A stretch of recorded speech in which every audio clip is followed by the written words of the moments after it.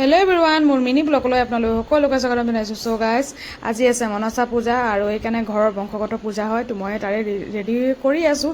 আৰু যিহেতু হাজবেণ্ড ব্ৰত আছে আৰু আমি দুপৰীয়া বনাইছোঁ আজি পনীৰ, মানুহজনে নাখায়, কিন্তু মই বনাই থকা দেখি তেখেতে বোলে বৰ গোন্ধ পাইছে বুলি কৈ আছে। তো এইফালে দেখিছেনে পাঁচফোৰণ দিলোঁ আৰু পিহি থৈছিলোঁ ইয়াতে আদা আৰু বিলাহী সেয়া দিলোঁ আৰু ধুনীয়াকৈ ভাজি লৈছোঁ। আৰু ইয়াতে সোৱাদ অনুযায়ী নিমখ, হালধি, জিৰা, ধনিয়া সকলোবিলাক মছলা এচামুচ দিছোঁ। বাৰু মোৰ আপোনালোকে ইউটিউব চেনেলটো চাৰ্চ কৰি চালে নাই বাৰু? চাবচোন, দীপ্তিৰাণী কুৰ্মী ব্লগ হয় মোৰ ইউটিউব চেনেলটো। আৰু এতিয়া 1 মিনিটলৈকে মই এনেকৈ ভাজি থাকিমগৈ, গম পাইছেনে?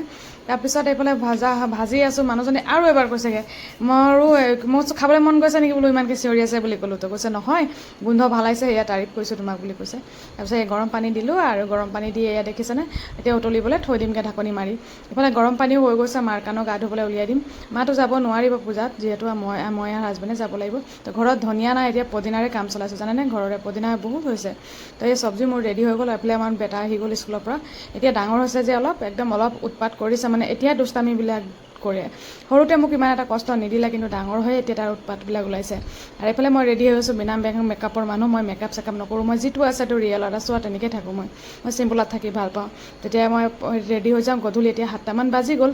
বাৰু মোৰ আজি মিনি ব্লগ আপোনালোকে চাই কেনে পালে নিশ্চয় জানো। ভাল লাগিলে like, comment, share and subscribe কৰিবলৈ নাপাহৰিব। আজিলৈ আহোঁ, বাই বাই এভৰিৱান।